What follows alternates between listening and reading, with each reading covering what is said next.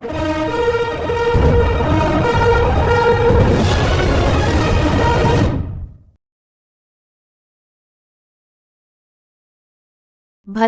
కొత్తగూడెం జిల్లా Kothagudem CPM party జిల్లా కార్యాలయంలో పార్టీ కేంద్ర కమిటీ సభ్యులు తమ్మినేని వీరభద్రం విలేకరుల సమావేశంలో మాట్లాడుతూ కేంద్రంలోని బీజేపీ విధానాలను తీవ్రంగా విమర్శించారు. పార్లమెంట్ సమావేశాల్లో ప్రజా సమస్యలపై మాట్లాడేందుకు కేంద్రంలోని మోడీ ప్రభుత్వం సిద్ధంగా లేదన్నారు. అందరికీ నమస్కారం.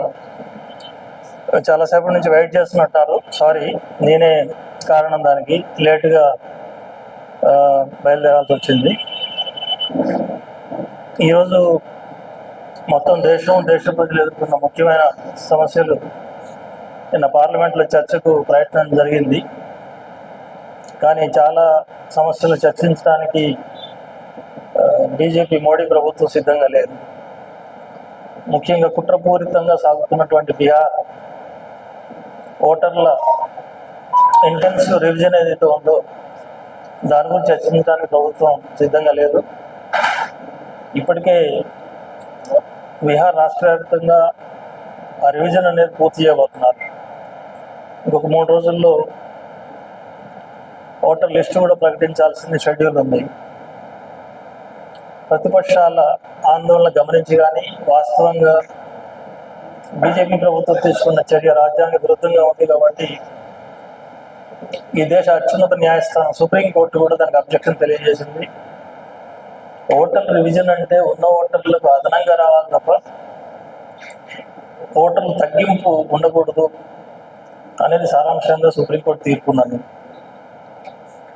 మరో ముఖ్యమైన సమస్య, ఓటర్గా గుర్తించడానికి ప్రాతిపదికగా ఆధార్ కార్డు కానీ పాత ఓటర్ కార్డు కానీ ఇతర ఎలక్ట్రిసిటీ బిల్స్ కానీ వీటిని పరిగణలోకి తీసుకోకూడదు అనేది ఎలక్షన్ కమిషన్ నిర్ణయం.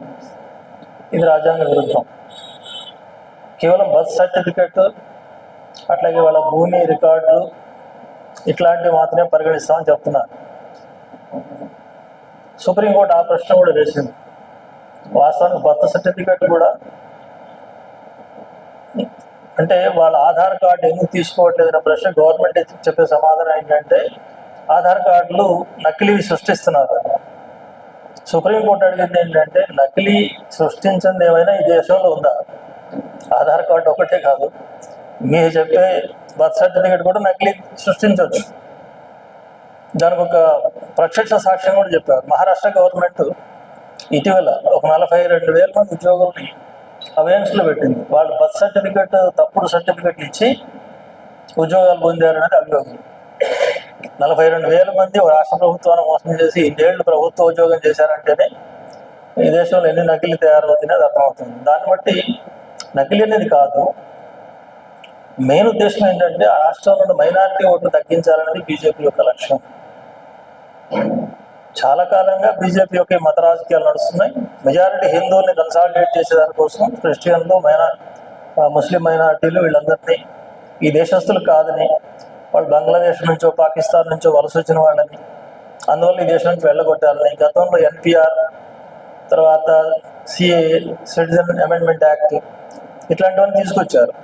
దేశవ్యాప్తంగా పెద్ద ఆందోళన జరిగితే అవి నిలిపివేయబడ్డాయి. కానీ ఇంకొక రూపంలో ఇప్పుడు మళ్ళీ బీహార్కు ఈ ప్రక్రియ తీసుకొచ్చారు. ఒక బీహారే కాదు, మొత్తం అన్ని రాష్ట్రాల్లో కూడా ఈ ప్రక్రియ జరగబోతోంది. అన్ని రాష్ట్రాల్లో కూడా election commission all political parties మీటింగ్లు వేస్తుంది. ఇక్కడ తెలంగాణ రాష్ట్రంలో కూడా వేశారు.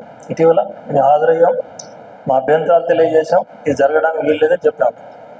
సుప్రీంకోర్టు సూచనలు పాటిస్తారా లేదా, ఏం జరుగుతుందనేది భవిష్యత్తులో చూడాల్సి ఉంది. దీనిపైన మా పార్టీ తీవ్రంగా వ్యతిరేకిస్తోంది. దేశవ్యాప్తంగా ఇండియా బ్లాక్ పార్టీస్ కూడా ఆందోళన సిద్ధమవుతున్నాయి. రెండో ముఖ్యమైన విషయం, మోడీ ప్రభుత్వం అనేక వాస్తవాల్ని దాచిపెడుతోంది. అత్యున్నతమైన పార్లమెంటుకు తెలియజేయడానికి కూడా సంకోచిస్తోంది. ఆపరేషన్ పహల్గామ్ గురించి, ఆపరేషన్ సింధూర్ గురించి, పహల్గామ్లో జరిగిన ఘటన ఆధారంగా నిర్వహించిన ఆపరేషన్ సింధూర్ దాంట్లోని లోపాలు అనేక ప్రశ్నలు పార్లమెంట్లో వచ్చినాయి. తలాతో ఒక్కలేని సమాధానం చెప్తున్నారు ప్రధానమంత్రి కానీ లేక విదేశాంగ మంత్రి కానీ తదితర మంత్రులంతా. వాస్తవంగా పహల్గామ్ ఘటన కంటే ముందే ఇంటెలిజెన్స్ రిపోర్ట్ ఉంది, ఆ ప్రాంతాల్లో ఉగ్రవాద దాడులు జరిగే అవకాశం ఉంది.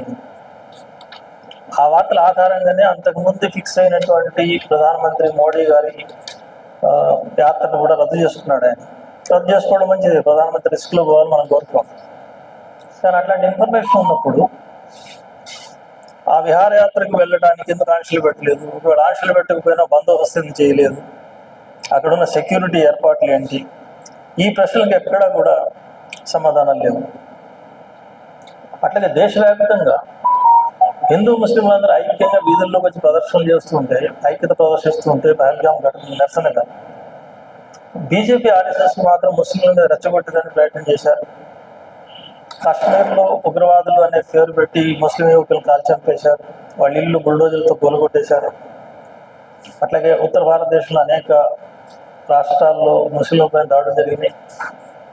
ఈ రకంగా ఈ ఘటనని రాజకీయంగా ఉపయోగించుకొని హిందువుల్ని కన్సాలిడేట్ చేసుకోవాలి, ముస్లింల్ని ఇంకా వ్యతిరేకించాలనే ఒక వక్ర బుద్ధి బీజేపీ ప్రదర్శించింది. రాజకీయ లబ్ధి కోసం దీన్ని వాడుకున్నారు. వాస్తవంగా పాకిస్తాన్తో జరిగిన యుద్ధం ఏంటి, దాని స్వభావం ఏంటి, సాధించింది ఏంటి? ఒక ఉగ్రవాదిని పట్టుకున్నారా? అక్కడ ఉగ్రవాద క్యాంపులు నాశనమైన ఉగ్రవాద క్యాంపులైనా 100 మంది ఉగ్రవాదులు చంపారని ప్రకటించుకున్నారు. మన పత్రికలు ఛానళ్ళని పెద్ద పెద్ద హెడ్డింగ్లతో రోజు వార్తలు రాశాయి. అసలు పాకిస్తాన్ అయిపోతుంది, లాహోర్ ధ్వంసం అయిపోయింది, కరాచీ పోర్ట్ స్వాధీనం అయిపోయింది, బలూచిస్తాన్ తిరగబడుతోంది, ఇంకా పాకిస్తాన్ అనేది గ్లోబల్ లేదు, యుద్ధం అయిపోయిన తర్వాత అంత సీను క్రియేట్ చేశారు. ఇదేదో పాత్రికేయులు అవగాహన రాహిత్యమో లేకపోతే ఇంకొకటిని కాదు, మొత్తం మీడియా కార్పొరేట్ యాజమాన్యంలో ఉండి మోడీకి ఫుల్ సపోర్ట్గా మోడీని ఒక హీరోలాగా చూపెట్టడం వాళ్ళ ఉద్దేశం. కానీ వాస్తవం ఏంటి?